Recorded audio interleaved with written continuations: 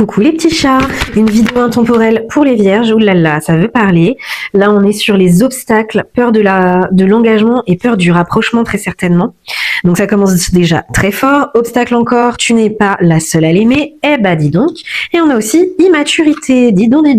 Tout ça ce sont des obstacles dans votre vie amoureuse actuelle ou de manière globale. Ça c'est les obstacles pour l'instant qui moi me parlent énormément.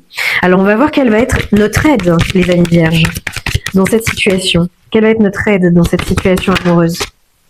L'aide, c'est déjà de se dire oui, cette histoire, elle est possible. On arrête de douter. Oui, on a peur de l'engagement, on a peur du rapprochement. On n'est peut-être pas la seule sur le dos.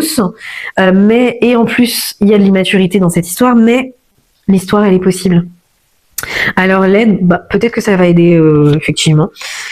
Timidité, pense la même chose que toi. Donc je pense que ça, on peut le mettre aussi. Derrière, on a attirance. Bon, on va peut-être pas toutes les mettre, on espère, mais bon, voilà. Donc oui, je pense que justement, tout ce qui va nous aider, c'est que finalement, la personne en face de nous pense la même chose, mais que peut-être la timidité bloque un petit peu ça. Qu'est-ce qu'il va falloir commencer à faire dans cette histoire pour que ça aboutisse? Le passé, et on a inattendu. Il faut commencer à se plonger dans le passé, peut-être qu'il y aura des réponses dans notre passé amoureux, ou alors commencer à croire est-ce que c'est une personne du passé qui revient et que justement c'est ça qui est inattendu. Dites-moi si ça vous parle dans les commentaires, hein. Dites-moi si ça résonne pour vous. Je vais tirer une autre carte quand même pour à commencer. Inattendu, le passé.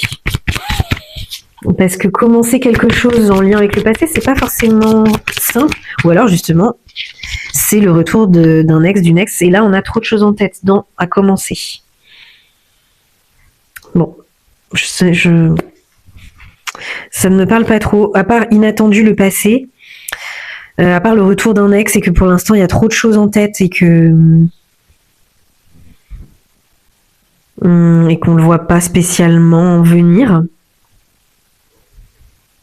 Ou alors commencer justement à s'occuper l'esprit, à pas trop focus justement sur les obstacles, la peur de l'engagement, le rapprochement, et justement pas de se vider la tête, mais de se nourrir, parce qu'au final là c'est un peu ce que m'évoque aussi l'image, c'est que c'est une tête bien pleine, là je sais pas si c'est censé représenter des cheveux, mais c'est plutôt lumineux, c'est plutôt un esprit rempli, plein de belles choses et qui s'expand vers l'extérieur.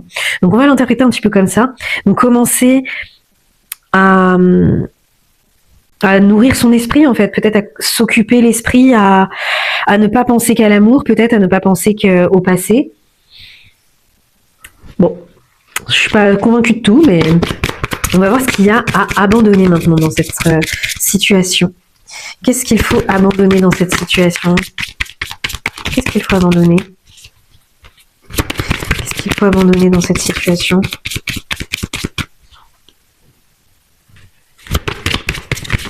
Oui, beaucoup trop de cartes. On les regarde, on les regarde pas. Je regarde.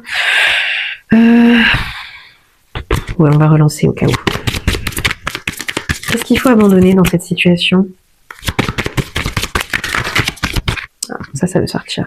Le futur. Est-ce que c'est la projection du futur? Âme sœur. Est-ce qu'il faut abandonner le fait de vouloir trouver son âme sœur dans le futur? Parce que ça, c'est quand même dans les choses à abandonner et ça, dans les choses à commencer. Donc, comme s'il fallait commencer avec le passé, mais abandonner le futur. Alors, est-ce qu'il faut commencer à se pencher sur ce qui s'est passé dans nos vies amoureuses passées et ne pas trop... Enfin voilà, abandonner nos attentes d'âme sœur dans le futur, patati patata, il y aura certainement peut-être plus de réponses, des réponses un peu inattendues dans le passé. Et c'est peut-être ça, ce côté aussi trop de choses en tête. En fait, on a déjà toutes les clés qui nous ont été données par le passé. Et on s'y attend peut-être pas, mais on a déjà trop d'informations, trop de choses en tête. Là, c'est à abandonner. Donc les espérances un peu futures vont peut-être pas nous servir là. C'est peut-être ce que l'on a appris du passé qui va nous servir. Quelle peut être l'issue de cette situation? Quelle peut être l'issue de cette histoire? Quelle va être l'issue de tout ça?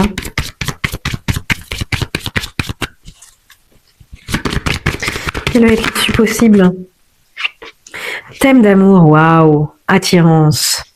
Bon alors, on ne sait pas trop vers où se tourner. Mais en tout cas, l'issue est vraiment positive, donc ça fait plaisir. Il y aura de l'attirance, il y aura de l'amour sincère. Je rappelle que ça, ce sont les obstacles. La peur de l'engagement, qu'il y ait de l'immaturité, peur du rapprochement, qu'il y ait quelqu'un d'autre dans l'équation. Alors que l'aide, c'est vraiment l'autre personne pense la même chose que toi, il y a peut-être trop de timidité, mais cette histoire, elle est possible. Il faut commencer à croire à l'inattendu, à croire au fait que les réponses sont déjà en toi. Tu as déjà tout dans ta tête. Il y a déjà beaucoup, beaucoup trop de choses dans ta tête. Il n'y a pas besoin de plus. Et tout a été donné par le passé. Donc on arrête de tout miser sur le futur, l'âme sœur, des choses idylliques, entre guillemets. Tout est déjà là quelque part. Parce que, et en plus, l'issue, c'est l'attirance, aimer d'amour. Que demander de plus?